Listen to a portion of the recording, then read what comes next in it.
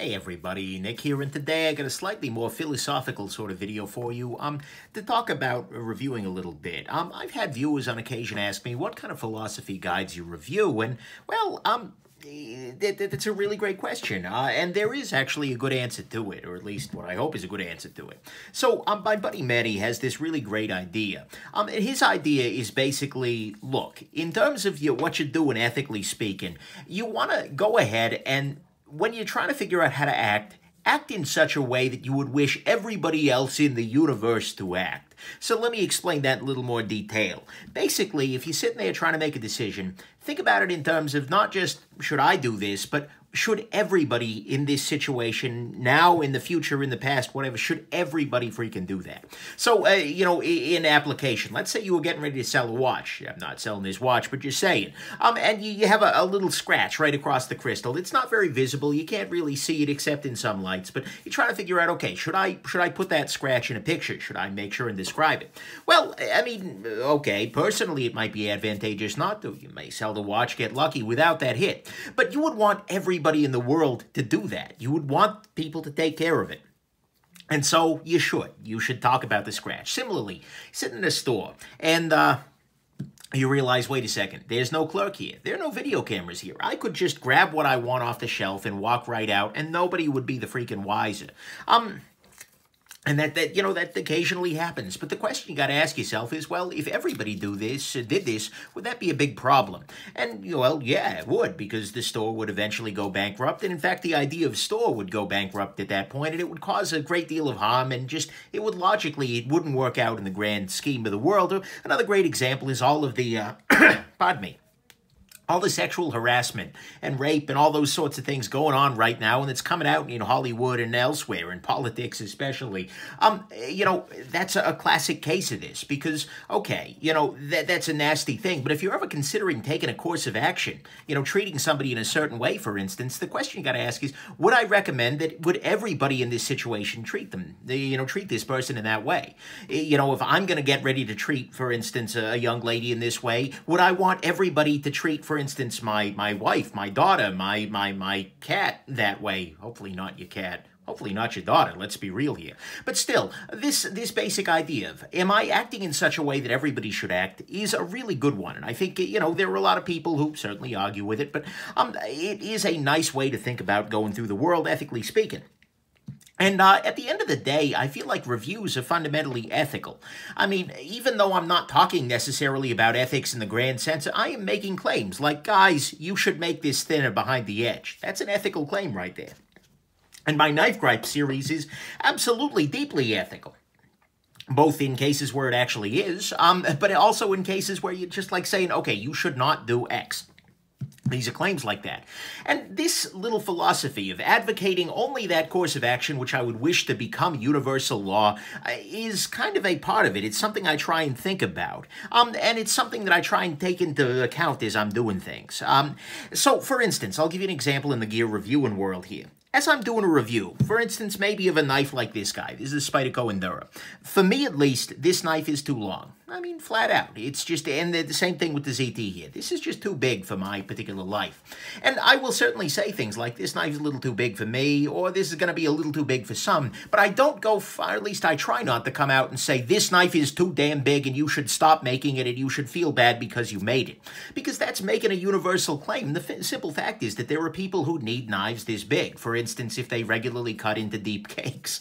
Or I don't freaking know. I mean, there are definitely reasons why you want bigger knives like this in some situations. So I try very hard to at least hedge those kinds of claims before I'm making them. And similarly, I try to think about usage. I try to think about, okay, before I say, particularly in a Knife Gripe, that you should never do X, is there a situation where sometimes you should? Like recently, I was thinking about doing a gripe about companies that ship huge boxes. They'll ship like a tiny little knife in a gigantic freaking box. And the question is, is that something I should gripe about? But then I got to thinking about it and I realized, okay, well, yeah, but in those cases, it's usually a company that sells boxes and sells items of any kind. Maybe they need one box. And so if I were to advocate that, that would be an environmental negative. And it wouldn't be a good law to apply to everybody. Use the properly sized box doesn't make sense if you have many products, but only want to have one box. So I didn't do that gripe. And so that kind of came into it. But there are all kinds of examples of this in my life. Things like I always tend to advocate for thinner, slicier blades. But I also understand that not every knife needs to be that way. If you're making something that is high-speed, low-drag, tactical, hard-usey, you absolutely want it to be a little bit thicker. You want it to be beefier. You want it to be sturdier for the people who are going in that route, who need that. Same thing with bearings. I like bearings a lot, but I try not to make the claim that, bearings are better, because, well, they're not always. For many people, they're not. And similarly, even murdery knives. I get all kinds of heck for talking about knives as being murdery.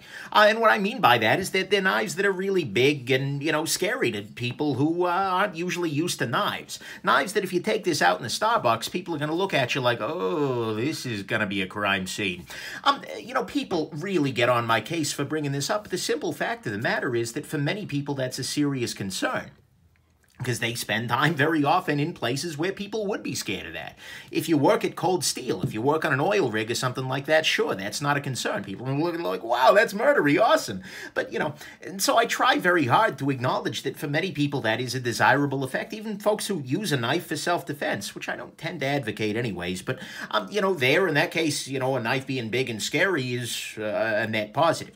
But anyways, I try to keep some understanding, and I try. I probably fail, but I try to keep some understanding of that difference between what should be universal law when I'm advocating for something and what should not. The things that are absolutely universally good and bad, and those things are out there. For instance, I do believe that no knife, when closed, should cut you. This is a simple, this does not seem negotiable to me. If you have a knife where when the blade is closed, the edge is right up to the edge here, and this one isn't all that bad in the grand scheme of things, but the ones where the edge is sticking right up the edge, that is just bad. In no situation, I would advocate that no knife maker ever freaking do that, because it would make more sense. The world would get better if that never happened. For watches, I advocate accuracy as universal law. There is no consequence to saying watches should be accurate. In fact, that's the way I believe that the universe should be. I believe that every watch should be shipping as accurate as it can be, certainly. Although, budget and whatnot. But anyways, accuracy is one of those universal goods. And when it comes to pens, damn it, I want every pen to write well. I'm sorry, flat out. I mean, maybe super freaking cheapy, but it's writing well for what you're getting. But like fountain pens, I'm sorry, if your pen doesn't write well, you have failed completely because your pen needs to write well. And, the funny thing, as I was thinking about this little discussion a little bit more, I realized that this actually in some ways is a nice operational definition of what's the difference between the bad and the ugly in my reviews. To me, and given, again, this is not universal, and I definitely screw this up, but to me at least, generally speaking, that which is ugly is the stuff which is just universally not a great idea. It's not something where, like, situationally, this is not a great thing. Like, I try not to include, and I'm getting better about this in my more recent reviews, but I try not to include things that are purely subjective in the ugly side. If it's just a really big knife, then, okay, I probably violate this all the time. I'm a freaking hypocrite. That's what you want to hear in the comments, so there you go. I said it for you guys.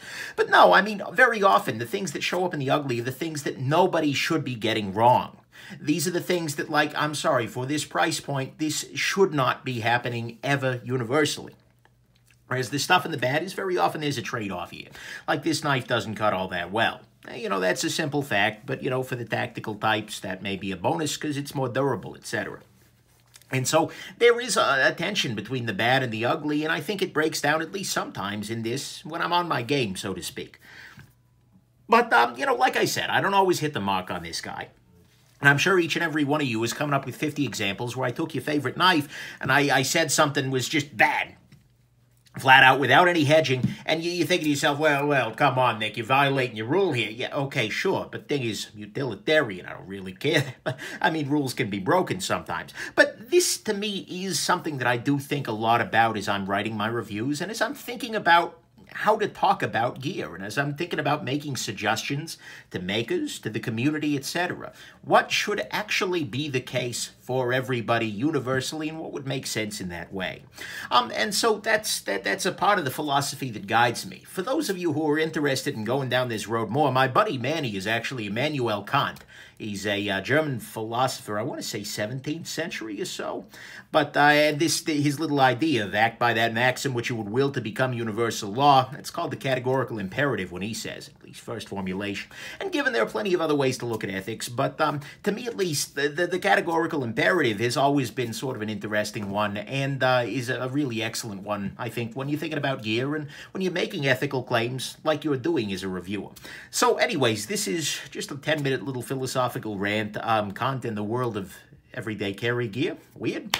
But I hope it was interesting to you nonetheless, and that you have yourselves an absolutely wonderful rest of the day, and that you can't imagine having done anything better with these 10 minutes and 30 seconds. All right, have a good one. Bye now.